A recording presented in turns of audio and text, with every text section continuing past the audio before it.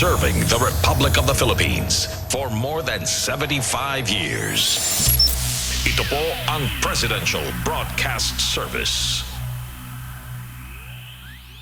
Ang Pilipinas ngayon! Narito na ang pinakamainit na mga balita na nakalap sa bawat sulok ng bansa. Ihahatid sa bawat Pilipino saan man kayo sa mundo. Ang Pilipinas ngayon! Pakinggan ang bawat kaganapan sa bawat lalawigan. Ito ang Pilipinas ngayon!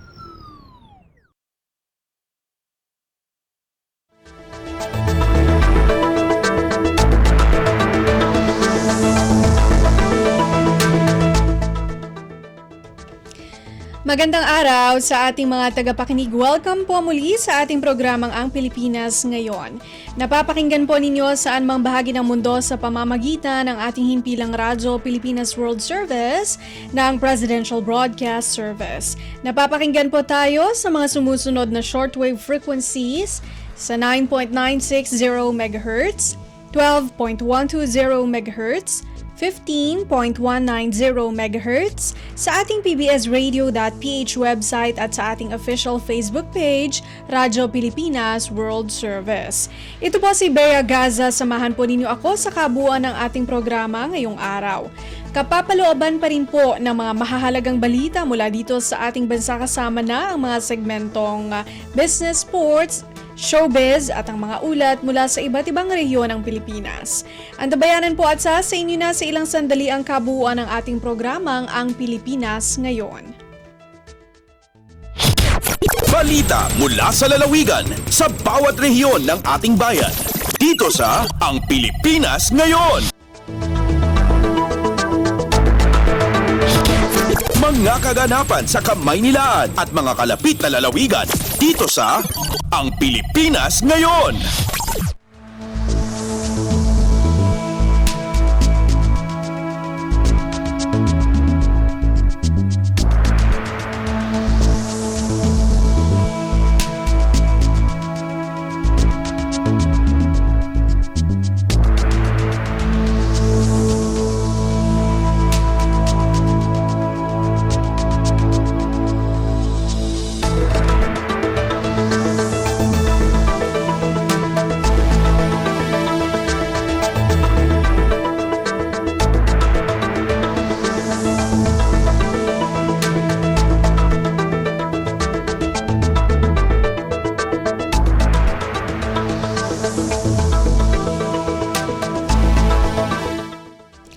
Sa ating mga balita, nagsagawa ng arrival honor si Pangulong Ferdinand R. Marcos Jr. para sa opisyal na pagbisita ni President Jose Ramos Horta ng Democratic Republic of Timor-Leste sa Malacanang. Kabahagi ito ng 4-day state visit sa Pilipinas ni President Ramos Horta. Nagkaroon din ng bilateral meeting si Pangulong Marcos Jr. at President Ramos Horta na nakaangkla sa layuning palakasin ang ugnayan ng dalawang bansa at paigtingin ang kolaborasyon sa larangan ng politika, edukasyon at ekonomiya. Narito ang mensahe ni Pangulong Ferdinand R. Marcos Jr. para kay Timor-Leste President Jose Ramos Horta sa naturang bilateral meeting. Good morning, and it is a great pleasure for me to welcome you back, President Horta, to the Philippines, as you have been a frequent visitor to our country and have made many friends here in the Philippines who are looking forward to seeing you in the time that you are here. I hope that these exchanges will be this visit of yours will be the beginning of more exchanges between our two countries, and I thank you for the very gracious invitation that you have just extended to me to visit your country, and we would certainly want to do that to, as I said, continue to expand the relations between Timor-Leste and the Philippines. The Philippines has always been very supportive of not only the process of independence that East Timor went through, but also for your involvement in international relations and international events and issues that we feel are necessary for us to be able to come together and for us to be able to make a difference and to maintain the peace and the stability in our region, especially in these rather difficult times that we are facing. So I am very optimistic that your visit here today will be a very important start to developing that relationship and deepening that relationship between our two countries.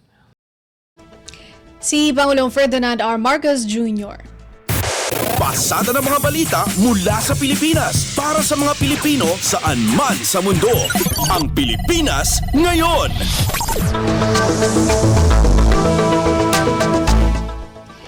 Samantala, matapos isagawa ang bilateral meeting sa pagitan ni Pangulong Ferdinand R. Marcos Jr. at President Jose Ramos Horta ng Democratic Republic of Timor-Leste, naglabas naman ang mga ito ng joint press statement. Pakinggan ang naging joint press conference ni Pangulong Ferdinand Marcos Jr. at ni President Ramos Horta. Good morning, our friends from the media. Magandang umaga sa inyong lahat. I am pleased to inform you and the Filipino people of the outcomes of the state visit of His Excellency President Jose Ramos Horta of the Democratic Republic of Timor-Leste. This state visit aimed to revitalize bilateral relations between the Republic of the Philippines and the Democratic Republic of Timor-Leste. The last high-level visit between our two countries was in 2013. When the former President, Sanana Gusmao, visited the Philippines. I am pleased that President Ramos Horta has accepted my invitation and is here with us in Manila today. He is a good friend of the Philippines, and I am happy to note that this visit of the President is not the first visit that he has made. It is one of many visits that he has made to the Philippines. And today we will adopt him as an honorary Filipino. Today, we took the opportunity to study our existing platforms of cooperations and of partnerships, as well as we discussed matters of great importance to both our nations, particularly in the fields of political cooperation and in people-to-people exchanges. The President and I committed to direct our respective ministries to further the negotiations in following fields: to reconvene the policy consultations that are hosted by Timor-Leste in the near future. There are many aspects to that consultation that will further the relations between our two countries. We should like to also explore the possibilities of having direct flights between our capitals through an air services agreement, and also establish a bilateral social security agreement to be a safety net for both our countries' professionals working in each other's country. To strengthen educational cooperation as well between our higher learning institutions and increase our student exchanges. In addition, as one of the democracies in Southeast Asia, the Philippines also committed to assist Timor-Leste in the skills formation of the Timorese people. In recent months, under the direction of our Technical Cooperation Council of the Philippines, an attached agency of the Department of Foreign Affairs, we have deployed a team from our Department of Science and Technology who assisted the Timorese people in enhancing skills on food processing. We committed to increase engagements in such technical cooperation, and we have tasked our respective ministries to explore and enhance future partnerships on this matter. I would also like I'm very happy to report that beyond the formalities of these exchanges, President Horta and I had a very productive and interesting discussion on the mechanisms and the modalities that we, with the experience of His Excellency in international affairs, the many suggestions and mechanisms that he brought to light that can be of use to the Philippines when it comes to the challenges that we are presently facing in the issues that are regarding the South China Sea, or as we refer to it, the West Philippine Sea.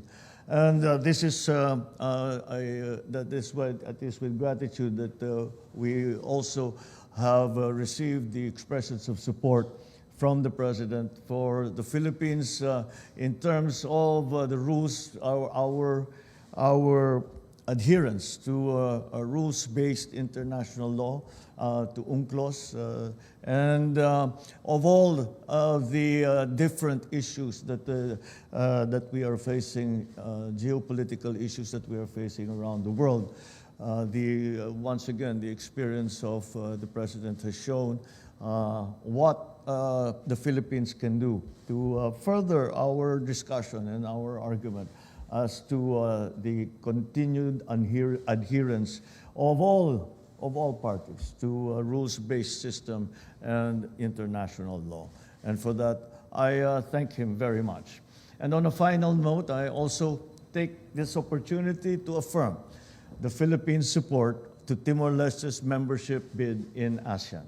I recall that during the recent 42nd ASEAN Summit in Indonesia, we ASEAN leaders adopted the roadmap for Timor-Leste's full membership in ASEAN. We strive to pursue this work alongside our ASEAN brothers and sisters, and we look forward to seeing Timor-Leste's status in ASEAN be successfully elevated from an observer, as it is now, to a full member in the very near future. With that, thank you very much. Maraming salamat po.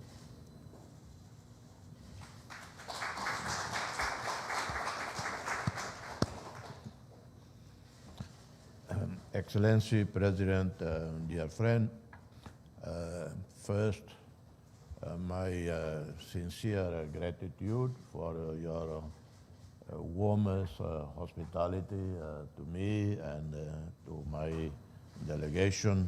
With me here is the Foreign Minister, Benedito Freitas, and to thank you for the support you have provided us, given to us in our ASEAN membership application, and supporting capacity building as we endeavor to implement the roadmap in the shortest possible time. We have set for ourselves 2025 as ideal for us to join ASEAN, but obviously that's subject to agreement on the ASEAN country. This means only to force upon ourselves to work harder in implementing the roadmap. I've been to the Philippines numerous times over the years, very impressed with the situation today of peace, of stability, investors' trust, confidence in the Philippines, great economic growth in a world situation that is not very conducive to economic growth, as we all know around the world. So Philippines, very unique. I would, listening to your statement, Mr. President, I would consider it now like a joint statement. I subscribe to everything Your Excellency stated, so I don't need to elaborate any further. Let's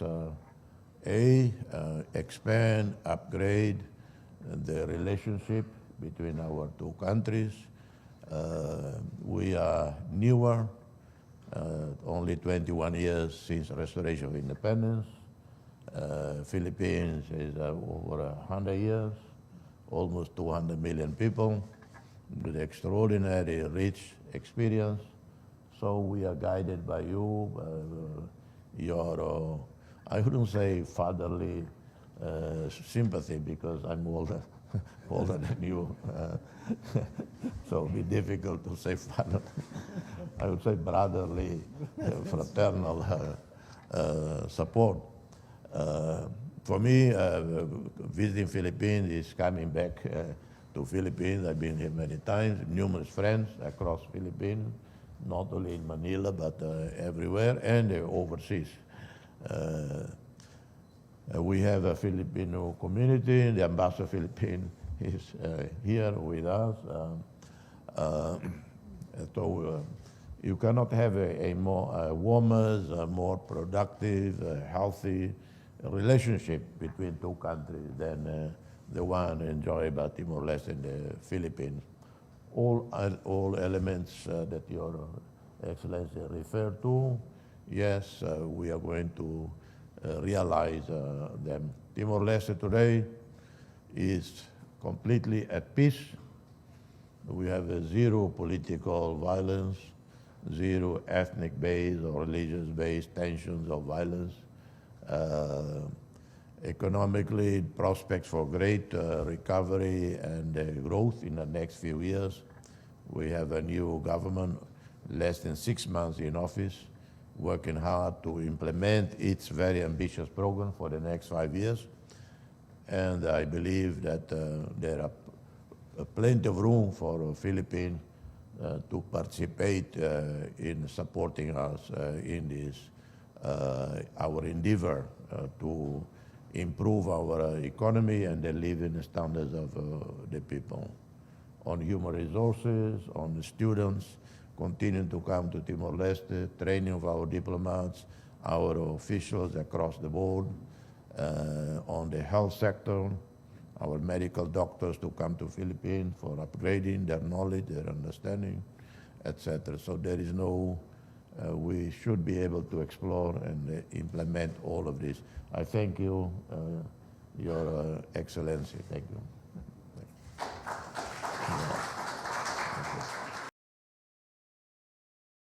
Iyan po ang naging joint press conference ni Pangulong Ferdinand R. Marcos Jr.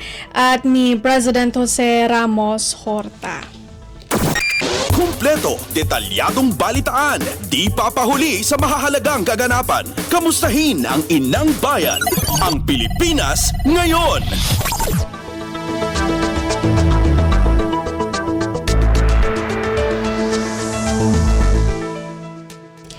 Sa iba pang balita, tiniyak ng Administrasyong Marcos na ipagpapatuloy nito ang pagsisikap na maabot ang economic at social transformation targets nito para sa bansa.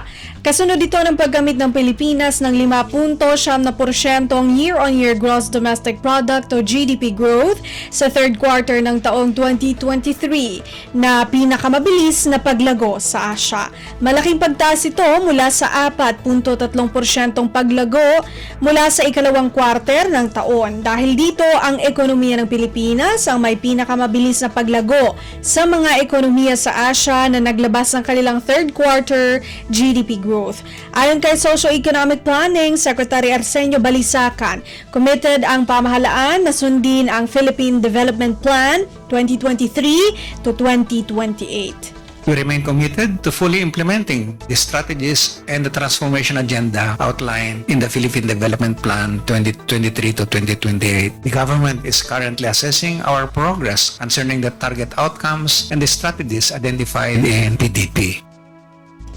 Siniguro ni Balisacan sa mga Pilipino na ginagawa nila ang lahat ng paraan para mapanatili ang daan patungo sa pagkamit ng economic and social transformation targets ng Philippine Development Plan 2023 to 2028. Pasada ng mga balita mula sa Pilipinas para sa mga Pilipino saan man sa mundo. Ang Pilipinas ngayon. Finance Secretary Benjamin Jokno kumpiyansang makakamit ng Pilipinas ang economic growth target na itinakda ng Development Budget Coordination Committee o DBCC. Si Melanie Valdez Reyes sa report. Kumpiyansa si Finance Secretary Benjamin Jokno na kayang makamit ng Pilipinas ang economic growth target na itinakda ng Development Budget Coordination Committee o DBCC. Ang growth assumption kasi ng DBCC ay nasa 6 to 7% for year 2023. Ayon sa kalihim, kailangan makuha ng bansa ang 7.2% na growth rate upang makamit ang low end ng growth assumption. Anya, dahil sa pagbaba ng inflation, malakas na labor market condition, tumaas na consumer spending at inaasahang aktibong ekonomiya ngayong holiday season, inaasahan na mas lalong mag-i-improve ang growth rate hanggang matapos ang taon. Dahil sa third quarter GDP growth ng Pilipinas, naungusan ng bansa ang mga major economies sa Asia. Di ng kalihim ang strong performance ay resulta ng mas pinalakas na domestic demand sa kabila ng mataas na inflation at ang mas pinahusay na global growth outlook sa Pilipinas. Melanie Valdos Reyes para sa Radyo Pilipinas. Pasada ng mga balita mula sa Pilipinas para sa mga Pilipino saan man sa mundo. Ang Pilipinas ngayon.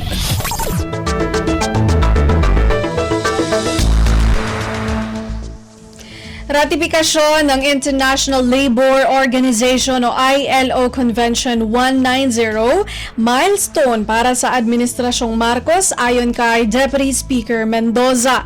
Mag-uulat si Kathleen Forbes. Pinapurihan ni Deputy Speaker at TUCP Portal List Representative Raymond Democrito Mendoza ang pagratipika ng Pangulo Ferdinand R. Marcos Jr. sa International Labour Convention 190 o yung Violence and Harassment Convention of 2019. Anya, patotoo ito sa commitment ng pamahalaan na itaguyod ang kapakanan ng mga manggagawa kasama ang overseas Filipino workers. Malaki rin ang pasasalamat ni Mendoza sa Kamara na una nang inadopt ang House Resolution 43 noon pang Enero para ipanawagan ang ratifikasyon ng ILO C-190. Umaasa naman ang mababatas na agad itong aaksyonan ng Senado at raratipikahan din. Inalalatag ng ILO C-190 ang komprehensibong definisyon ng karahasan at harassment sa lugar ng pagtagtatrabahuhan, mapapribado man o pampubliko, formal o informal economy man. Punto pa ni Mendoza na kung pagtitibay nito ng Senado ang Pilipinas, ang isa sa mga unang bansa na magraratipika sa ILO C-190 at magsisilbing model nation para sumunod ang iba pang mga bansa. Ito si Kathleen Forbes para sa Radyo Pilipinas. Kumpleto, detalyadong balitaan, di papahuli sa mahahalagang kaganapan. Kamustahin ang inang bayan, ang Pilipinas ngayon.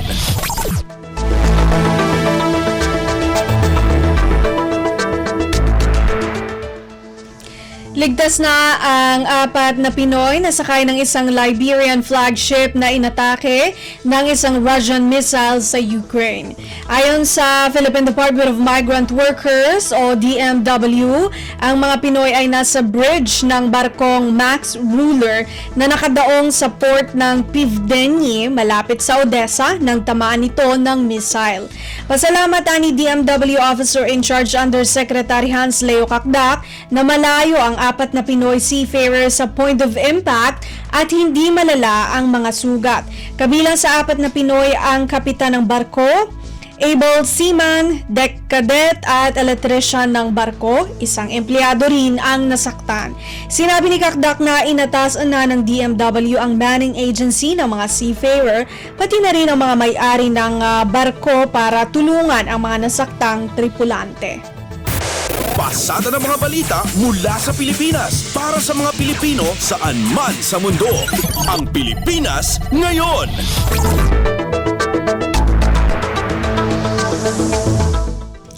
Kasabay ng pagsasagawa ng National Rice Awareness Month, hinikayat ng Department of Agriculture o DA ang mga mamimili na huwag magsayang ng bigas at bumili ng mga locally produced para kumita ang ating mga magsasaka. Ayon kay Dr. Karen Eloisa Baroga, Deputy Executive Director for Development ng DA PhilRice, sinabi nito na sa ilalim ng Be Responsible Campaign, bahagi ang mga mamimili para maiwasan na masayang ang bigas na umaabot sa 7 milyong piso kada taon. Ipinaliwanag ni Baroga na malaki ang gampanin ng mga mamimili para hindi masayang ang mga pagkain na siyang nakatutulong sa ating kalusugan. This time we are involving the consumers dahil ang rice ay ating staple food, so it's important that It's not just a matter of technology push na yung farmers ang inaano nating mag-produce ng rice.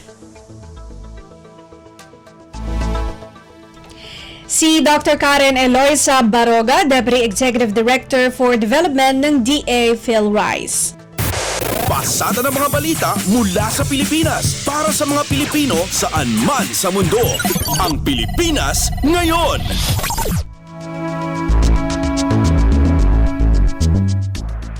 Nagkaloob ang Department of Social Welfare and Development o DSWD ng tulong pinansyal at educational assistance sa naulilang pamilya ng pinaslang na radio anchor na si Juan Humalon.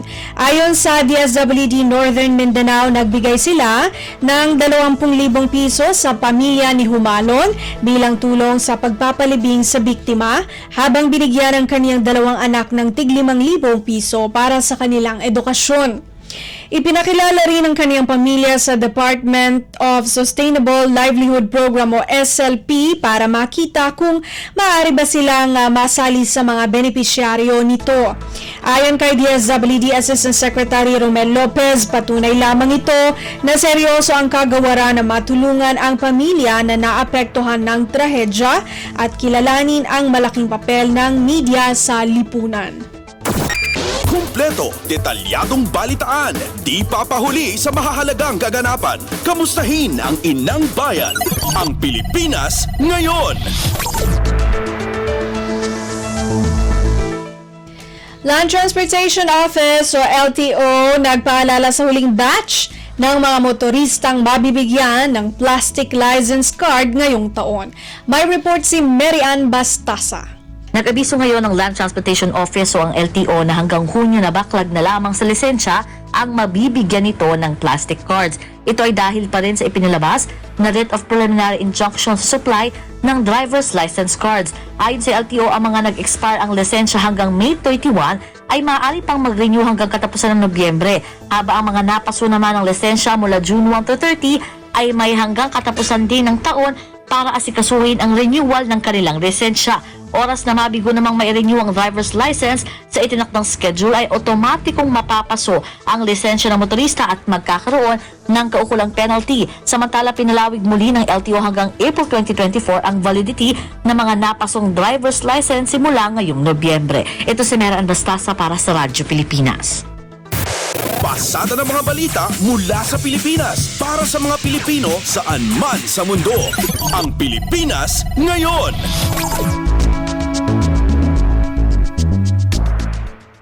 Senate President Juan Miguel Zubiri hinikayat ang Philippine National Police o PNP at iba pang concerned agencies na iwasan na ang mga pag-uusap tungkol sa hindi umano'y planong destabilisasyon laban sa gobyerno. Narito si Nympha Asuncion. Pinayuhan ni Senate President Juan Miguel Zubiri ang Philippine National Police o PNP at iba pang ahensya ng gobyerno na wag nang pansinin at bigyang halaga ang mga alegasyon ng pagkakaroon ng umano'y destabilization plot laban sa pamahalaan kung wala naman itong katotohanan.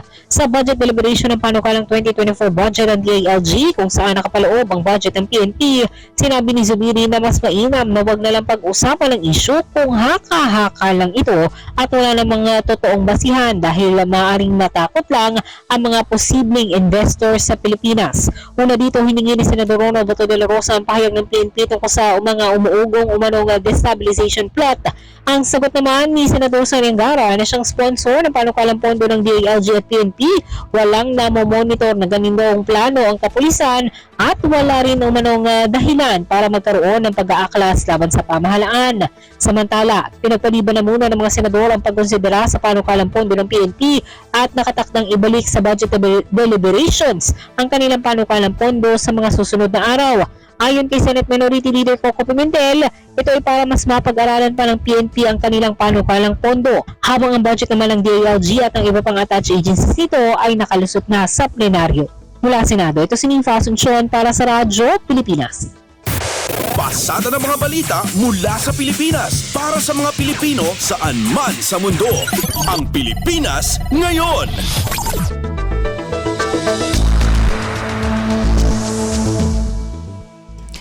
Rule of of succession ipatutupad para sa mga kaso kung saan ang nanalo ay napaslang nanalo subalit napaslang ang isang kandidato sa nakaraang barangay at SK elections ayon sa COMELEC. Balitang hatid ni Lawrence Tanhoco. Tinapos na ng Commission on Elections sa COMELEC ang pangarap ng mga natatalong kandidato na nag-aasam na pumalit sa pwesto ng mga nanalo subalit napas lang ng mga opisyal. Ayon sa COMELEC, rule of succession ang kailang sinusundan sa mga pagkakataong namatay ang isang elected official. Paliwanag ni COMELEC spokesperson Attorney John Rex Laudianco, sa ilalim ng rule of succession na nakapalob sa Local Government Code, ang maaring humalili sa panalong kandidato na pumanaw ay ang nakaupo sa susunod na posisyon. Ayon kay Laudianco, ang lahat ng mga katunggali ng isang nanalong kandidato ay hindi pinili ng mga botante. Paliwanag pa ng opisyal na magdedeklara na permanently vacant ang kanilang posisyon at iiral ang rule of succession na base naman sa Local Government Code kung saan aakyat sa mas mataas na posisyong na bakante ang kasunod na nanalong kandidato. Ang nasa dulo namang posisyon na mababakante dahil sa pagbabago ay pupunan sa pamamagitan ng appointment ng isang kwalipikadong individual ng city o ng municipal mayor. Una nang kinundinan ni COMELEC Chairman George Erwin Garcia ang naganap na pamaslang sa isang nagwaging barangay chairman sa Davao at isang nagwaging kagawad sa Pasay City na pawang may kinalaman man ito sa halalan o wala. Mula pa rin dito sa lungsod ng Maynila, Lawrence Tanhoco, Radyo Pilipinas. Kumpleto, detalyadong balitaan, di papahuli sa mahahalagang kaganapan. Kamustahin ang inang bayan, ang Pilipinas ngayon.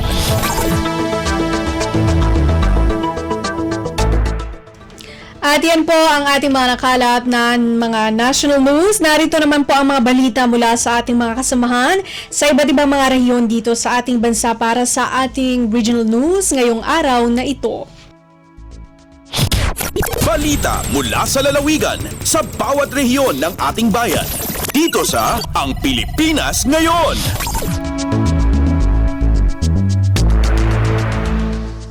Cyber safety at responsableng paggamit ng social media platforms ng mga mag-aaral kailangang manmana ng mga magulang ayon kay DepEd's Coast Division Superintendent Benilda Daitaka. Si Donna Cawisbalio mula sa RP Bontoc sa balita. Cyber safety ken responsable a panag-usar iti social media platforms dagiti estudyante kasapulan nga i-monitor dagiti naganak sigon ken ni Mountain Province DepEd Schools Division Superintendent Benilda Daitaka. Dinawat pay ni Daitaka kadagiti empleyado ti gobyerno nga agbalin kas advocate ti responsable a panag-usar iti social media platforms ken cyber safety. Inyabkas na daytoy iti naangay idi Lunes, November 6 sa tatanga tawan nga regular flag raising ceremony dito'y Provincial Plaza, Bontoc Mountain Province nga inatendaran dagiti na duma-duma nga empleyado ti gobyerno. Sigon pay ken ni Daitaka sa alaang nga dagiti nataangan ti agus usar iti group chat wenno GC no di patipayan dagiti ubing. Gapo dito'y rumbeng kunana nga kitaan dagiti naganak ti GC a makinaynayonan dagiti ubing tapno maipanamnama ti kinatalgadda bayat ti usarda iti social media. Imbaga na pay nga iti GC dagiti eskwela iti pag-adalan rumbeng nga ada ti teacher amang monitor ditoy. Narpos na di ZRA Bontoc, Donna Cawisbalio para sa Radyo Pilipinas World Service. Balita mula sa lalawigan sa bawat rehiyon ng ating bayan. Dito sa Ang Pilipinas Ngayon. Maraming salamat kay Donna Cawisbalio. Umabot sa mahigit 800 estudyante ng St. Tony's College ang nakiisa sa kakatapos na 4th quarter nationwide simultaneous earthquake drill sa syudad ng Tabuk. Ang detalye mula kay Amelia Bumatnong ng RP Tabuk. Inmabot iti 850 po nga estudyante iti St. Tony's College iti nakikaysa para iti 4th quarter nationwide simultaneous earthquake drill iti Kalman iti syudad iti Tabuk. Dahil kairamanan iti 397 male, 457 female, manipod iti 18 na senior ken junior high school ken may sa section iti grade 3 ken 6. Inaramid adagos sa estudyante iti masapol nga aramidon no dahil iti ganganad partikular iti dak a cover and hold. Kasama dati mulong dagiti nursing students ang nagresponde ng runa iti medical assistance nga inulwan iti Philippine Red Cross Kalinga Chapter. Kabayatan na impakita madagiti opisyalis iti Bureau of Fire Protection Kalinga, Kitabuk City Fire Station iti pa nag-rescue ng runa kadagiti matrap iti building. Malaksid iti BFP nakikaisama dagiti opisyalis iti Tabuk City Police Station, Barangay Ken City Disaster Risk Reduction and Management Council ken dagiti faculty staff iti St. Tony's College. May palagip nga iti nasaong aktibidad ket may sapamuspusan tapno may pakamo iti disaster preparedness ken safety measures may naig iti ganganad. Manipot iti DZR Kitabuk, Amelia Bumatnong para iti Radyo Pilipinas World Service. Balita mula sa lalawigan sa bawat rehiyon ng ating bayan. Dito sa Ang Pilipinas Ngayon. Maraming salamat kay Amelia Bumatnong. Simulated Trade Fair para sa mga MSME sa Pangasinan, ilulunsad ng Department of Trade and Industry o DTI Region 1. Pagbabalita si Ricky Kasipit ng RP Dagupan. Malikatan magayagan maniimbitan publiko Department of Trade and Industry o DTI Region 1 sa Dagawan Simulated Trade Fair, yaibyangan iray micro, small, medium, enterprise o MSMEs jadluyag ya Pangasinan. Antis niya nagawain padaulo ya DTI sa Small Enterprise Acceleration Lab o SEAL, Business Expansion through Training and Application o BETA Program, dyan pa na maglay na Philippine Trade Training Center o PTTC, dyan PPI na BPI Foundation dan BPI Direct Banko. Sa sila BETA Program, it's a kay na programa na BPI Direct Banko ya say gagalot o pabalagin sa pakabat tan kapat na sarin mulaga negosyante at sarin maka-innovate tan epektibon paraan na panagnego na sumpalayan training nagaway simulated trade fair tapyan ni panangneng iray ni bangat tan et panangipasal nagkalalulad pagpapanangneng ya estratehikon panaglako da publiko yan simulated trade fair natan nga agaw ika-10 Nobyembre jad Lennox Hotel. Manlala po dyan RP Dagupan City Pangasinan aya si Ricky Kasipit para sa Radyo Pilipinas World. Balita mula sa lalawigan sa bawat rehiyon ng ating bayan. Dito sa Ang Pilipinas Ngayon. Maraming salamat kay Ricky Kasipit. 15 local government units o LGU sa Quezon nakapasa sa 2022 Child-Friendly Local Governance Audit ng Department of the Interior and Local Government o DILG. Narito si Mara Grezula ng RP Lucena. Nakapasa sa 2022 Child-Friendly Local Governance Audit o CFLGA ng DILG ang 15 lokal na pamahalaan sa Quezon. Ayon sa pabatid ng DILG Calabarzon, ang mga ito ay ang Mauban, Lopez, Dolores, Sampaloc, Padre Burgos, Guinyangan, Gumaca, Tayabas City, Calawag, Candelaria, Panukulan, General Nacar, San Antonio, Infanta at Pagbilao. Sa 5 lalawigan ng rehiyon, ang Quezon ang may pinakamaraming CFLGA passers. Sa ilalim nito, lahat ng lungsod at bayan ay sinusuri taon-taon gamit ang indicators na nakabase sa mga karapatan ng mga bata sa survival, development, protection, participation at governance. Ang mga nakapasa sa naturang audit ay gagawaran ng Seal of Child-Friendly Local Governance na patunay sa dedikasyon ng mga LGU na itaguyod ang mga karapatan ng mga bata. Mula sa RP Lucena, ito si Mara Grezula para sa Radyo Pilipinas World Service. Balita mula sa lalawigan sa bawat rehiyon ng ating bayan. Dito sa Ang Pilipinas Ngayon. Maraming salamat kay Mara Grezula. Mga mangingisdang naapektuhan ng Bagyong Odette sa Palawan, binigyan ng tulong pangkabuhayan ng Department of Science and Technology o DOST. Mula RP Palawan mag-uulat si Miriam Basig. Ingbuat tading adlaw sa munisipalidad ng Roxas, Palawan ang pagtaw i mga proyektong ag-alin ng Department of Science and Technology o DOST sa mga manigpangisda sa norte ang Palawan. Ing paunuan ng Boroten nga diay ang sekretaryo ang DOST nga si Secretary Renato Solidum, katabid si DOST Mimarop Regional Director Dr. Maria Josefina Abilay, igpira ka mga empleyado ang departamentong diya katabida ang lokal nga gobyerno, ang pira ka munisipyo sa norte ang probinsya. Ingko ni DOST Provincial Director Engineer Pacifico Sariego III nga magabot sa sobra 4,000 ang magapakinabang sa ingkukong proyektong pangkabuyan. Karisibisanday kumpletong mga materyales nga gagamitin para mabuan da mga sadiling sarakayan sa pagpangisda nga gagamitin sa andang parangabuyan. Alin sa mga munisipyo ang Cagayancillo, Araceli, Rojas, Taytay, ig San Vicente ang mga benepisyaryo nga naapektuhan mayad ang bagyong Odette datong Disyembre dagong 2021. Agalindigay sa Puerto Princesa, Palawan, dya si Miriam Tejada Basig, Radyo Pilipinas World Service.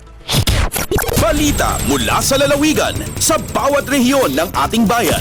Dito sa Ang Pilipinas Ngayon. Maraming salamat kay Miriam Basig. Coordinated meeting para sa Airport Development Project Implementation sa lungsod ng Calbayog isinagawa ng Department of Transportation o DOTR at ng LGU. May report si Charmaine Perito mula RP Calbayog.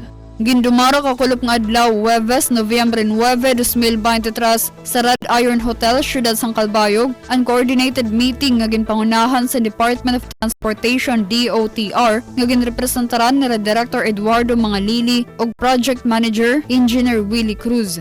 Ini naman ang ginatindiran sa alkalde sa Ciudad Raymond Uy, mga opisyales ug department heads. Sa naging meeting, napagharampangan ang mga issues ng concerns, hiunong sa site acquisitions and right-of-way sa Calbayog Airport Development Project. Sigun kan Director Mangalili, nga naundang ang pag-download sa bago nga mga pondo para sa airport, hiunong sa problema sa liquidation process, sa naglabay nga mga download sa tuntuig 2015 kutob 2017. Nagpatabod naman si Alkalde Uy nga mabulig pagresolbar mga issues nga matikang sa Memorandum of Agreement nga ginsulan sa naglabay nga administrasyon sa DOTR. Balita tikang sa Radyo Pilipinas Calbayog, Charmaine Perito para sa Radyo Pilipinas World Service. Balita mula sa lalawigan sa bawat rehiyon ng ating bayan. Dito sa Ang Pilipinas Ngayon. Maraming salamat kay Charmaine Perito.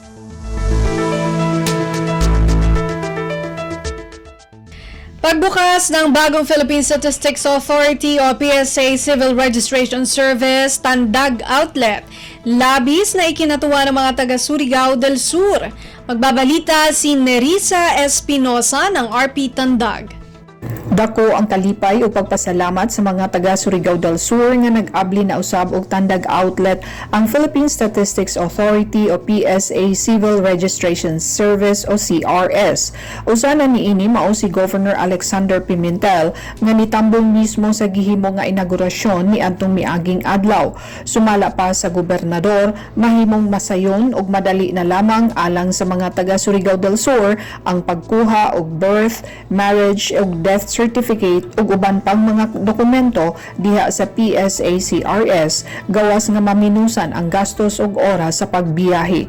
Kini matod pa ni Governor Pimentel ang padayon nga tinguha ilawom sa iyahang administrasyon nga mapaduol ang serbisyo sa gobyerno diha sa katawhan. Gikan sa RP Tandag kini si Nerissa Espinosa alang sa Radyo Pilipinas World Service. Balita mula sa lalawigan sa bawat rehiyon ng ating bayan. Dito sa Ang Pilipinas Ngayon. Maraming salamat, Nerissa Espinosa.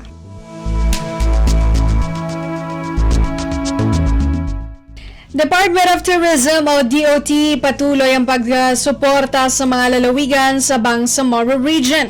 Ang ulat mula kay Eloisa Mohamad ng RP Holo. Tiyan to Hiyuzek Mayra Valderosa Abubakar for Mindanao Affairs in Department of Tourism at DOT in tuy-tuy panukuhisin upis nila pa mga binaybayan sakupan sin Bangsamoro Autonomous Region in Muslim Mindanao at BARMM pena sin Nupasug.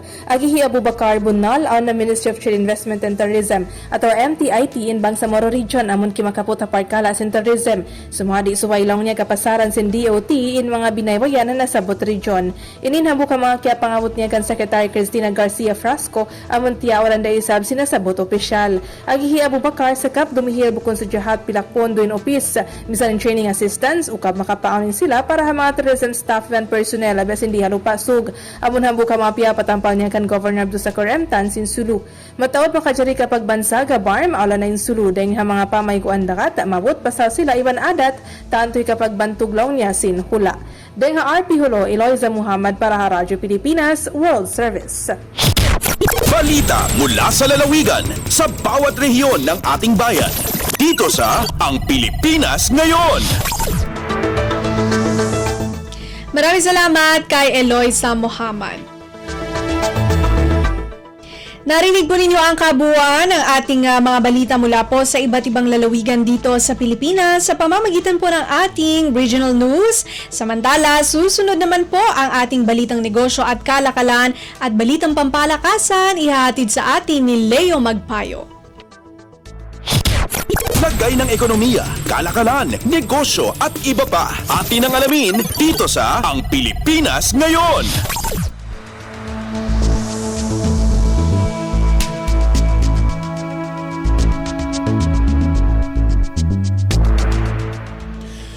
Magandang araw, narito na po ang Balitang Business. Tumaas ang bilang ng mga Pilipinong walang trabaho ng nasa 50,000 nitong Setyembre na nasa 2.26 na milyon kahit nasa pinakamababang antas na ang underemployment rate sa loob ng 18 taon.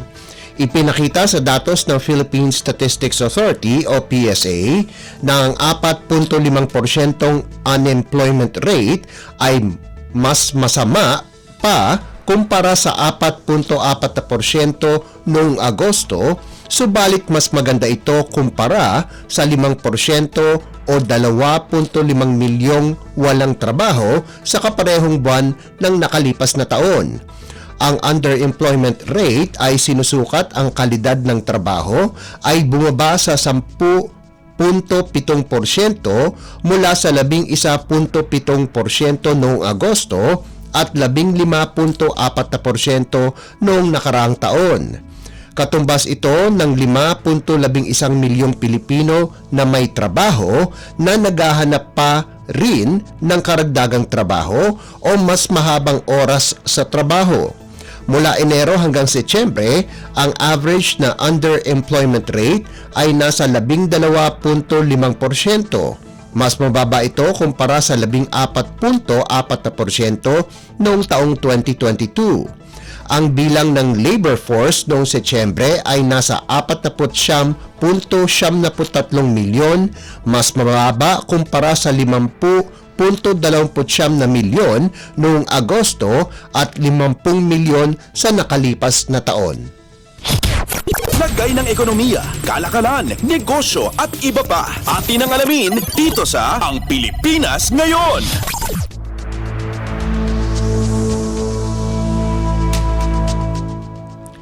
Tataas na naman ang singil sa kuryente dahil sa karagdagang singil sa transmission charge.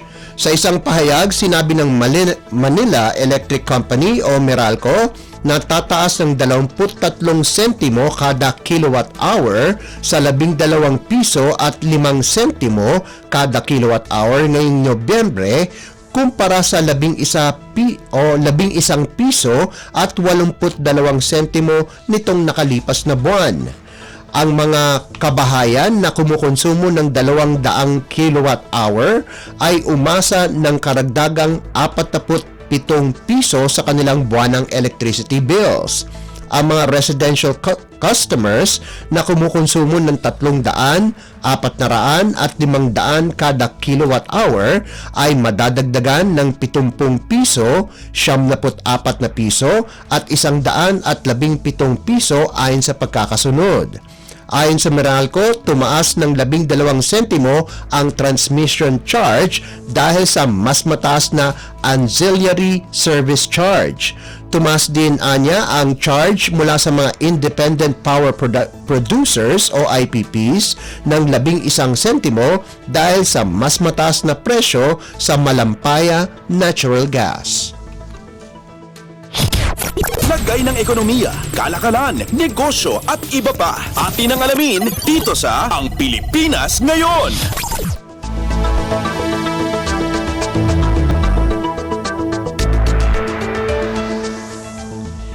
Inaasahan na hindi bababa sa 7 kalahok ang maglalaban-laban para sa panibagong motorcycle taxi concessions para sa mga lugar na konti lamang ang naninilbi. Ayon kay Land Transportation Office o LTO Assistant Secretary Vigor Mendoza, sakop ng panukala sa Kongreso ang pagpapalawig ng mga panibagong concessionaires sa labas ng Maynila at Cebu. Subalit hindi naman binanggit ni Mendoza kung sino-sino ang 7 potensyal na concessionaires na idadagdag sa mga lisensyado ng service providers ng Angkas, Joyride at Move It. Sinabi ni Mendoza na ang 7 nagsabi ng pagka-interes ay sa labas ng Kalakhang, Maynila, gustong mag-operate at may kakayahang magturo ng drivers at mag-maintain ng lugar para sa mga sasakyan. Una nang sinabi ng Land Transportation Franchising and Regulatory Board o LTFRB na matatapos nila ang pag-aaral sa mga motorcycle taxis sa loob ng taon. Ang pag-aaral ay magbibigay ng mga rekomendasyon para sa kaligtasan, seguridad, franchising at regulatory procedures. Lagay ng ekonomiya, kalakalan, negosyo at iba pa. Atin ang alamin dito sa Ang Pilipinas Ngayon.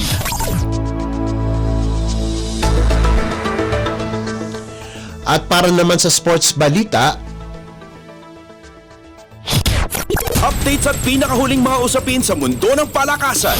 Atin ang pakinggan dito sa Ang Pilipinas Ngayon.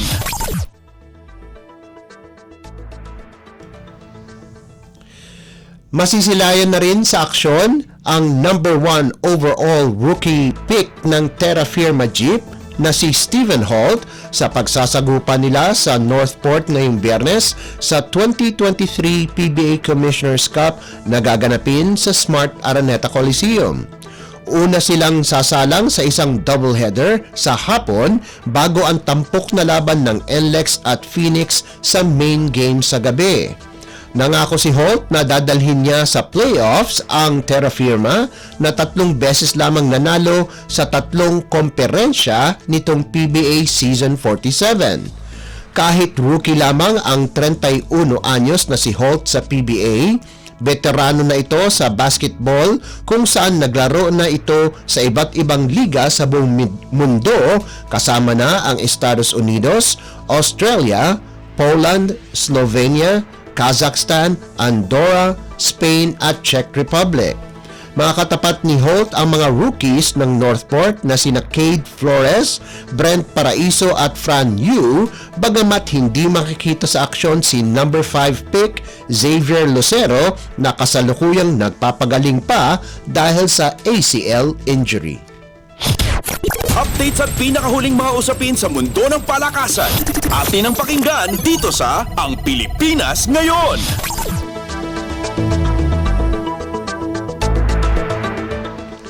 Ipinakita ng Creamline Cool Smashers kung bakit sila ang defending champions ng 2023 Premier Volleyball League o PVL All-Filipino Conference. Sa isang makapagpigil hininga na 5 set na laban, tinalo ng Creamline ang Petrogas 25-22, 23-25, 25-27, 25-19 at 15-13 para manatiling malinis ang kanilang record sa 5-0 sa larong ginanap sa PhilSports Arena sa Pasig City. Bumagsak naman sa 4-2 baraha ang Gas Angels. Nanguna para sa Cool Smashers si Michelle Gumabaw kung saan nakagawa siya ng 19 na puntos kasunod ni Tots Carlos na nakapag-ambag ng 16 na puntos. Nasayang naman ang nagawang 23 puntos ni Gretchen Soltones at 22 puntos ni Jonas Sabete.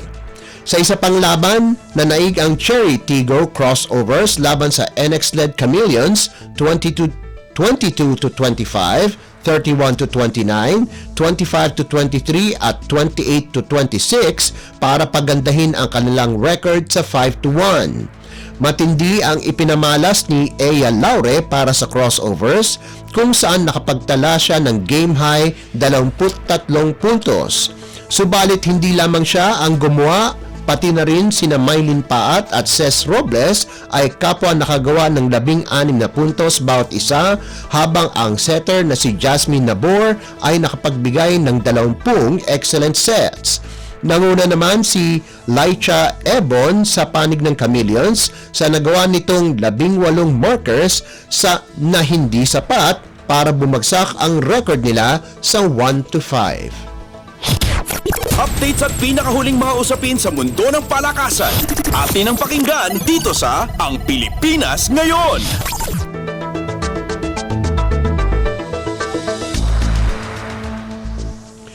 Layon ng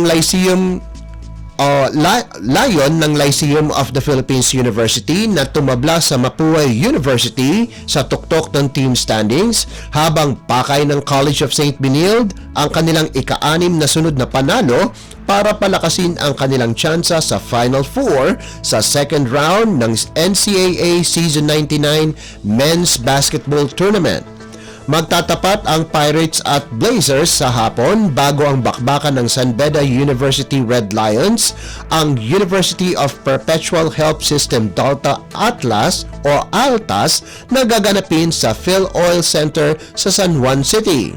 Kasalukuyang nangunguna sa team standings ang Mapua University, tangan ang 11-3 record, kasunod ang Lyceum na may 10-3 baraha, St. Benilde 9-4, San Beda 8-4, Jose Rizal University 8-6, Emilio Aguinaldo College 7-7, Perpetual 6-7, San Sebastian 5-9 at ang dalawang sibak na sa kontensyon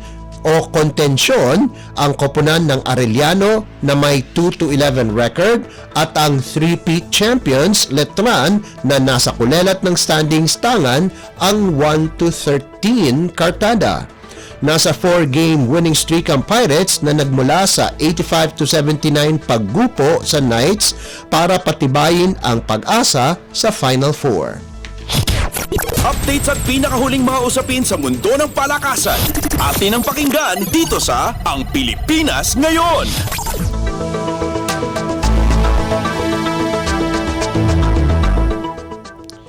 At yan ang pinakahuling balita sa larangan ng palakasan. Para sa Radyo Pilipinas World Service, ito po si Leo Magpayo. Magandang araw. Updates at pinakahuling mga usapin sa mundo ng palakasan. Atin ang pakinggan dito sa Ang Pilipinas Ngayon.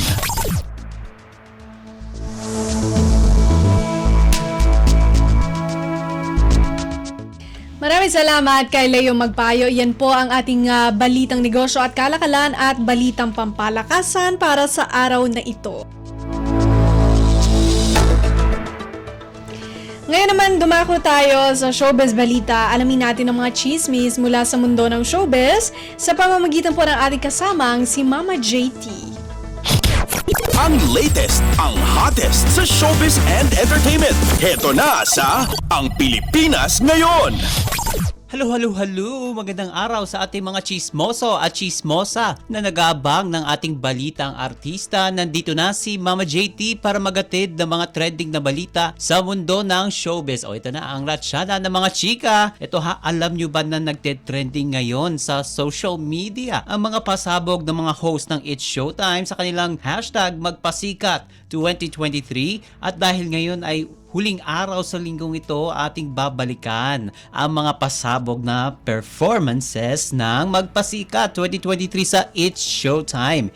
Sinimulan ito noong Monday ng trio performances ng Team TVJ o nina Teddy Corpus, Vong Navarro at Jogs Hugueta. And ginulat ng tatlo ang kanilang mga manonood pati na ang mga kasamahan nila sa It's Showtime dahil sa kanilang simple pero kakaibang pagtatanghal ang pagbibigay pugay sa mga komedyanteng Pilipino na namaalam na. Ang main event ng naturang performance ay ang paggamit ng Artificial Intelligence o AI Transformation Technology. Dito ay binuhay ni na Teddy, Vong at Jokes, sina Redford White, Dolphy at Babalu habang inaawit nila ang makapagbagdamdaming kanta na Sana'y Maalala Nyo Kami. And habang kumakanta ang tatlo, ipinapakita sa screen ang mga komedyanteng nagpasaya at naging malaking bahagi ng buhay ng mga Pilipino gaya ni na Chichay, Panchito, Tintoy, Palito, Larry Silva, Pork Chop Duo, Apeng Daldal,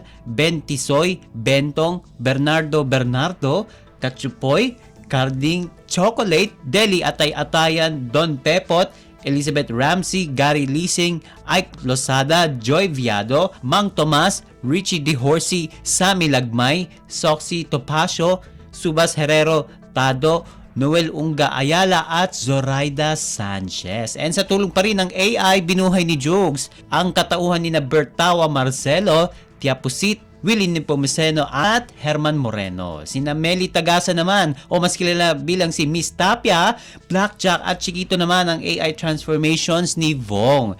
And paliwanag ni Vong tungkol sa konseptong napili nila para sa kanilang magpasikat production number, quote and unquote, 14 years na ang It's Showtime, parang lahat nagawa na natin dito. So para sa amin nag-isip kami, ano pa ba yung pwede nating ipakita?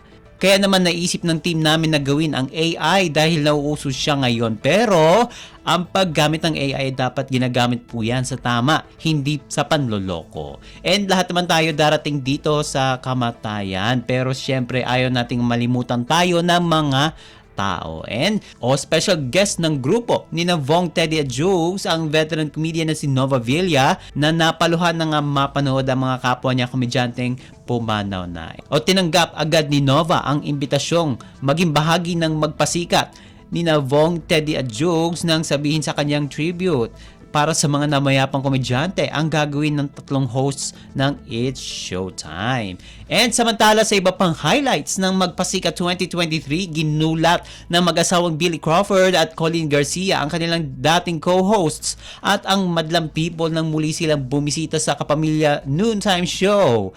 And sina Billy at Colleen kasama ang kanilang anak na si Amari ay kabilang sa special guests ng Magpasikat production number ng grupo ni na Vice Ganda, Jackie Gonzaga at Sian Dominguez noong November 9.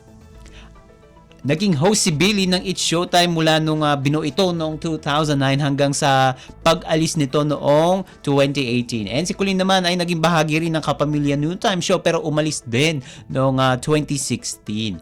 And ang muling pagsasama ni na Vice at Billy ay hindi inaasahan ng kanilang mga fans at maging kanilang co-host dahil sa espekulasyong meron silang hindi pagkakaunawaan matapos nilang i-unfollow ang isa't isa sa Instagram noong 2021. At walang malinaw na dahilan kung bakit walang nabanggit ang dalawa kung bakit sila nag-unfollow sa isa't isa maliban na lamang noong panahon yun ay hindi na sila magkasama sa trabaho. Hanggang sa nalipat si Billy sa TV5 para i-host ang katapat na programa nito na Lunch Out Loud o LOL. Ang paglilinaw ni Vice matapos ang kanilang performance sa It's Showtime, maayos na ang kanilang relasyon ni na Billy. And ang pagpayag din ni Billy ay napasama sa kanilang performance. Kahit busy siya sa taping ng The Voice Generation sa GMA ay sabat na para ipakita sa lahat na maayos na sila. Ani ni Vice, quote and unquote, lingid ho sa kaalaman ninyo, okay na okay kami ni Billy pero hindi kasi kami yung tipong basta okay kami. Nagte-text kami, hindi namin ito napag-usapan. Pero nung kahapon yung concept nila na healing, bigla kong naisip na parang I think maganda yung hindi lang natin basta sinasabi yung salitang healing, yung dapat ipinaparamdam din natin para maramdaman nung ibang tao na hindi lang siya basta sinasabi, dapat ginagawa rin. And Billy's presence here today and the madlang people knowing that we're okay, baka mag-inspire to sa inyo na mag-heal din. Baka it's about time. Baka kaya nyo na rin makipag-reconcile, lalo na doon sa mga taong mahalaga sa inyo. And isa rin daw si Billy sa mga taong mahalaga kay Vice, kaya naman hindi niya maatim na habang buhay itong hindi kausapin. Sa device, quote-unquote, si Billy is one very important person sa buhay ko. At the end of the day, you are my best friend and I love you very much. Kaya sabi ko, regalo natin ito sa madlang people na makita tayong magkakasamang uli. Eto ha, labis ang pasasalamat naman ni Billy. O ito naman, labis ang pasasalamat ni Billy kay Vice sa paanyaya nitong muling bumalik sa dati nilang tahanan ni Colleen ang It's Showtime.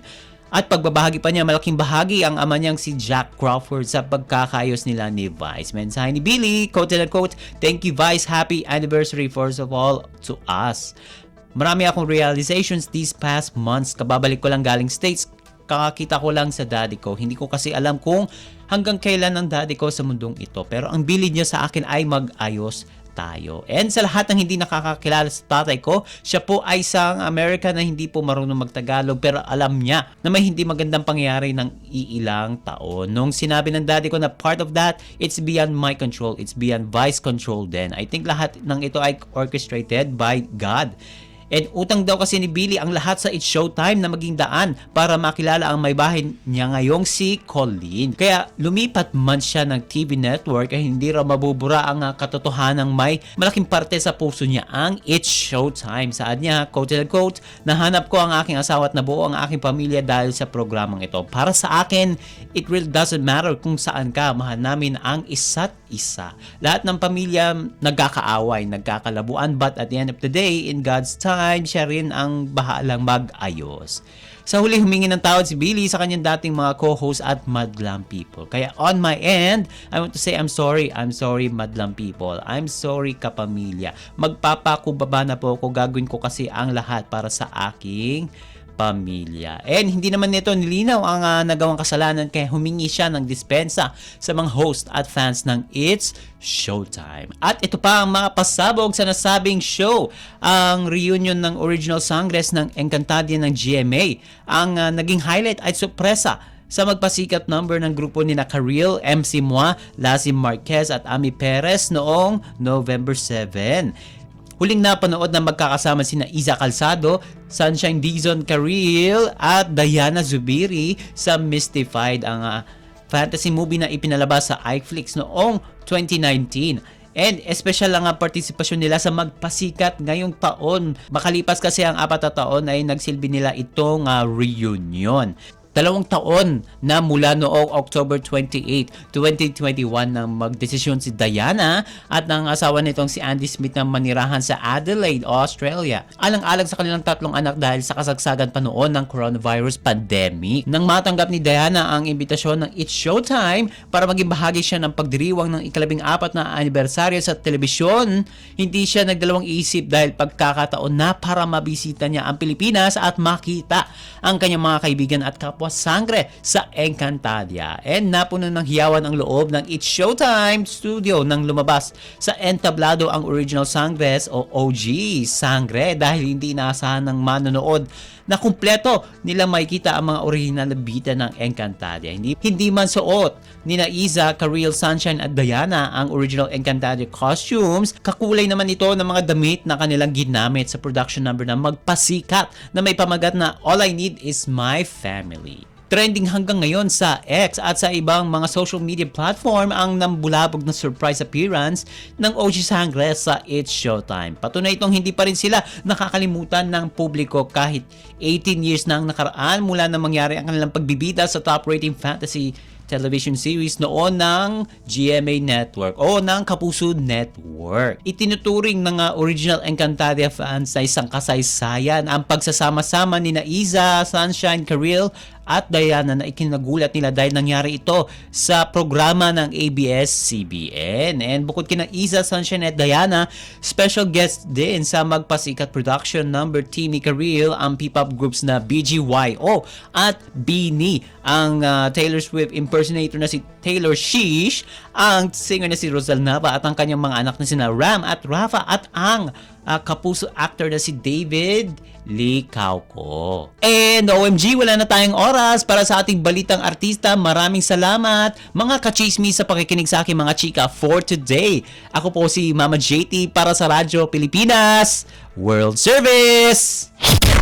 Ang latest, ang hottest sa showbiz and entertainment. Heto na sa Ang Pilipinas Ngayon.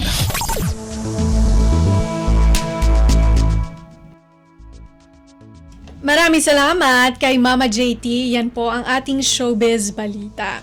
Narinig po ninyo ang kabuuan ng ating programang Ang Pilipinas Ngayon. Maraming salamat sa ating mga nakasama sa technical side. Kina Anthony Pimentel, Milo Jonella at Susan Aison. Maraming salamat din sa ating executive producer, Jerome Toledo, Steph Vicente, sa mga nag-ulat mula sa iba't ibang lalawigan ng ating bansa para sa ating regional news. Maraming salamat kay Leo Magpayo na naghatid sa atin ng ating balitang negosyo at kalakalan at balitang pampalakasan.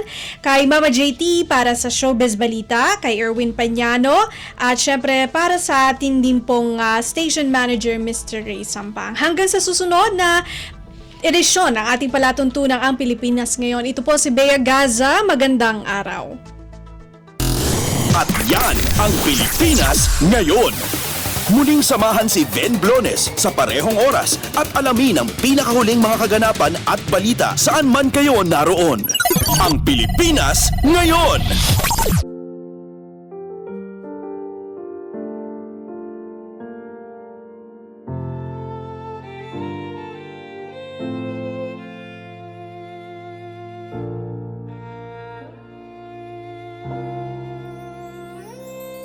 Ang tanging may pamamaan ako'y edukasyong Pilipino. Tinuturong galing at talino para maabot ang pangarap mo. Ang tanging handog ko sa'yo'y edukasyong Pilipino.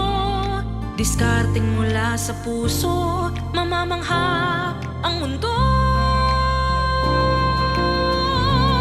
Matatag na mga guro, matatag sa mga pagsubok, matatag na mga mag-aaral, matatag na talino'y umiiral. Hinaharap ang hirap, walang takot sumugod, humahanap ng solusyon, ipaglaban ang edukasyon. Kabataang Pilipino, Muslim o Kristiyano, lahat ng paniniwala, lahat ng katutubo, may kapansanan, iba man kasarian. Ang ating pag-aaral ay ating karapatan.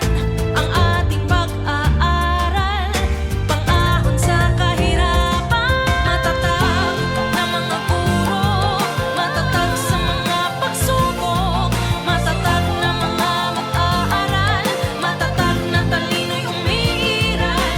Hinaharap ang hirap, walang takot sumugod, humahanap ng solusyon, ipaglaban ang edukasyon. Ang tanging alay ko sa'yo'y edukasyong Pilipino. Matapat ng pamamaraan, maunlad na kinabukasan.